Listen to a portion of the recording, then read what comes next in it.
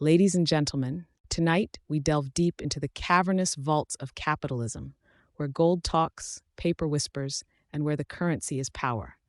We'll be unearthing the titanic tales from the House of Morgan, an American Banking Dynasty, and the Rise of Modern Finance by Ron Chernow. So buckle up your suspenders, straighten up your cufflinks, and let's set off on this financial odyssey. Insight numero uno. In banks we trust, all others pay cash. You see, folks, the Morgans weren't just bankers. They were the Olympus of finance where monetary gods resided. From the Civil War to the Cold War, this dynasty didn't just witness history. They wrote checks that cashed out as history. The House of Morgan was less a bank and more a financial pantheon, where the faith of nations rested on ledgers and the trust of the people in dollars and cents. Insight 2, the Father, the Son, and the Holy Debt. J. Pierpont Morgan, the founding father, governed Wall Street with an iron fist in a velvet glove lined with greenbacks. JP was the Michelangelo of mergers, the Don of dollars, orchestrating a symphony of the first monopolies. Then came his son, Jack, who ditched daddy's authoritative airs for a gentleman banker's diplomacy, riding the New Deal into a new era. Debt, my dear fellows, was the holy water that baptized nations into economic salvation. Insight 3. A sterling reputation paid in gold. Ever heard the phrase, sound as a pound? That was until the Morgans came along and made it good as a Morgan guarantee. When it comes to gold, these gentlemen were Midas's consultants. The House of Morgan underwrote entire nations into solvency, turned the lights on in 1895 by refilling America's depleted gold reserves, and had enough clout to tell kings and presidents, sorry chaps, that's just not gold standard. Insight 4. Such bonds we have that are not servile bonds. War bonds, peace bonds, any bond you fancy, except James Bond. He wasn't liquid enough for the Morgans. These bondsmen scripted global economies with the ink of interest rates, and if World War debts were a poker game, House Morgan was both the dealer and the house, holding all the aces and pocketing the chips. Insight 5. When the going gets tough, the tough get bailing. The Great Depression wasn't just an economic downturn. It was the ultimate stress test of Morgan's mettle. While other banks crumbled into financial dust, the house stood firm, steering through the economic storm with the resilience of a financial fortress. This wasn't just about weathering the storm. It was about being the lighthouse for a nation lost at an economic sea. Insight 6. The Glass-Steagall Waltz. The Glass-Steagall Act of 1933 played a waltz that split the ballroom in twain.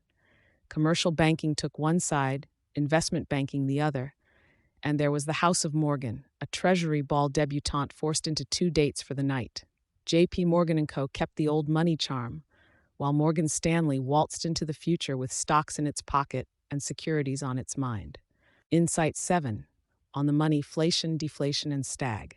Ah, the romance of economics. Inflation, deflation, stagflation. The Morgans had courtships with them all. They tamed inflation with the leash of interest rates and flirted with deflation by unfurling the liquidity fan. Stagflation was that tough-to-get partner, but Morgan tabled the dance of financial policy to keep the economy gyrating to the market's rhythm. Insight 8. Pecuniary war paint and guerrilla finance. Cold War wasn't just about who had the bigger bomb, it was also who had the thicker wallet. The House of Morgan painted their dollars in patriotic colors, financing America's economic armory against the red tide of communism. They weren't just bankers. They were financial guerrilla fighters, whispering the capitalist creed behind enemy lines. Insight 9. Too big to fail, or just too big to tail. The Morgan lineage gave us an idiom, too big to fail. Like financial whales, their sheer economic mass prevented them from succumbing to the gravitational pull of bankruptcy. Their fortunes were so intertwined with the nation's fate that their downfall would have meant an economic apocalypse. Yet the bigger they are, the harder regulators pry, and the Morgans, my friends, were not too big to tail by the lawhounds. Insight 10. Legacy's legerdemain, the prestige of the Morgans. Finally, prestidigitation isn't confined to the glitzy corridors of Vegas magic shows. It's also at the heart of the Morgan legacy. They turned paper into profit, crisis into opportunity, and weaved intricate networks of influence that dictated policy, shaped governments, and fashioned a new financial order. The Morgans folks didn't just play the game. They were the game, the house rules, the dealer's hand. Now that we've closed the tome on this epic saga, remember this. The story of the House of Morgan isn't just about wealth accumulation. It's a narrative of American growth, power dynamics, and innovation in the face of adversity. It's a chronicle that tells us that financial institutions aren't just soulless money mills.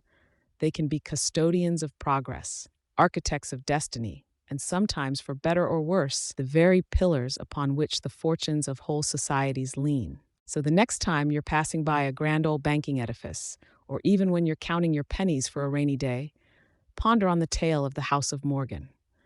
Who knows? Within your vault or under your mattress, there might just be a dynasty in the making. Because, dear friends, as the Morgans showed us, it's not just about having capital, it's about capitalizing on what you have. Thank you, and may your financial forecast be ever in your favor.